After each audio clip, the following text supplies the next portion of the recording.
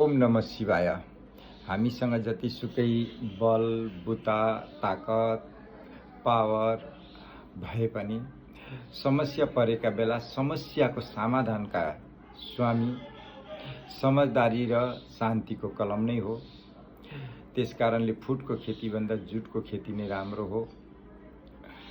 सदा सर्वदा सबैलाई सम्मान दिएर सबैलाई साथ लिएर हिँड्ने स्वामी नै परमदेव हुन सक्छन्, महाशिव हुन सक्छन्, श्रीराम हुन सक्छन्। त्यसकारणले गर्दाखेरि हामीलाई शान्ति चाहिएको छ। समझदारी शान्तिको कलम नै हाम्रो लागि शिरोधार्य हुनेछ। जय माता, जय काली, हे भगवान, हे शिव। शान्ति होस्, शान्ति होस्, शान्ति होस्, शान्ति होस्, शान्ति होस्।